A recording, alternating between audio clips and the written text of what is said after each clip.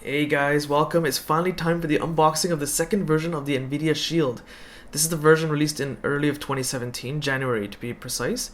And it looks rather similar, but there are some notable differences from the first version. So this is a 4K HDR media player, and it is operating on Android TV.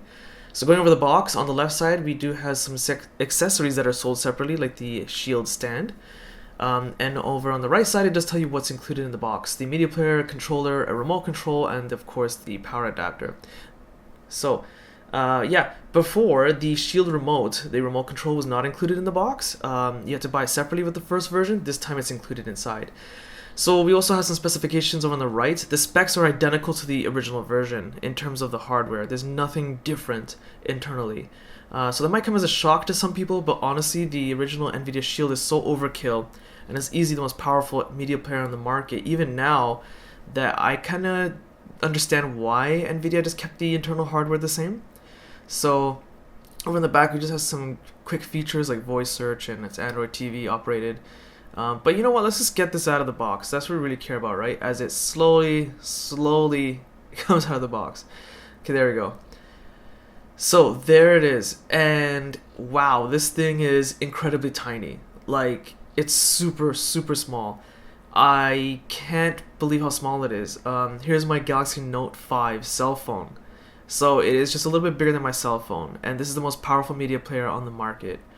It's kind of crazy that it's as powerful as the original version, but they made it smaller. And all the pictures on the website, I actually thought it was the same size, but it's not. So you have some ventilation on the bottom, and some additional ventilation on the back left, and all the ports on the back. I'm noticing that there's no micro SD card slot. It's not there anymore. Interesting. I guess that's a sacrifice with the more compact body design, but let's just put that there. So the stand accessory is sold separately, but you notice that I can just stand it up on its own. Anyway, so the remote control out of the box. This thing is incredibly thin. Like, it's crazy thin and crazy light, which is good but kind of bad. I guess, you know, if you have kids or something, or you have a tendency to lose a remote, this is rather easy to lose. So it's a good and a bad there. So let's get the rest. I'm waiting for the controller and the power adapter, and there it is. So there's been a lot of like mystery around this controller in terms of how will it feel due to that polygon design, as my camera has trouble focusing. There we go. So yeah, there's like a kind of like a polygon-ish type of design. It's very unique.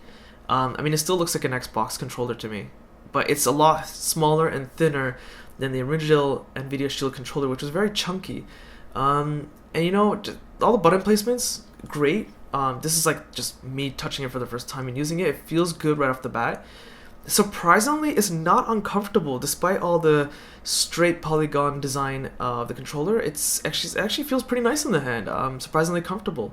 Button placements aren't too bad. They're not too hard to reach. And there's the micro USB port for recharging the controller. So I'll just put that over to the side. And we have a quick start guide here, which that's literally it. That's it. There's nothing there. Wow, okay. That's one of the smallest quick start guides I've ever seen. You connect it to your TV with HDMI, connect the power, and you start syncing your remote, or start using your remote, and that's pretty much it. So with the Nvidia Shield, the original one, when you set it up and connect it, it gives you instructions on how to set it up, which is fine.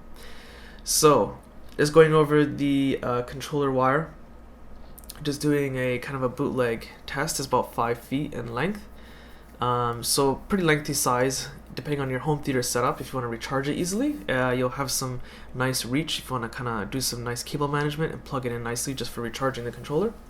So there's USB on one side and micro USB side on the other side, so that's going to take up one of the two USB ports on the back of the Nvidia Shield. Now, it's not a big problem because the battery on the original one lasts a long time, so I would assume that it's the same case with this version as well.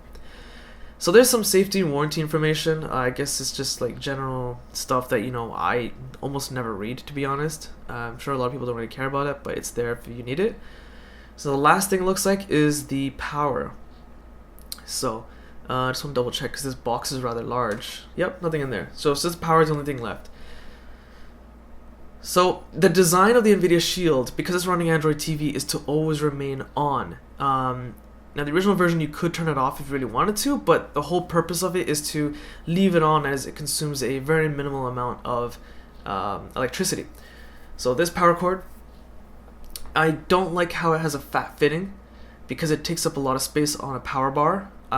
Notice how wide it is. Why couldn't they just, kind of make it thinner, but stand taller like they did with the, I think, Chromecast version 3 power adapter. Not the end of the world, but just a little bit disappointing on that. But yeah, this is it. Be sure to check out the review. So I'll be going over the hardware, the performance, even though it's identical to the original version. What is new with this operating system, because it comes with Android Nougat at the box. So be sure to check that out. Hit the like button, does help. Remember, the review video is in the video description. Be sure to subscribe, and thanks for watching.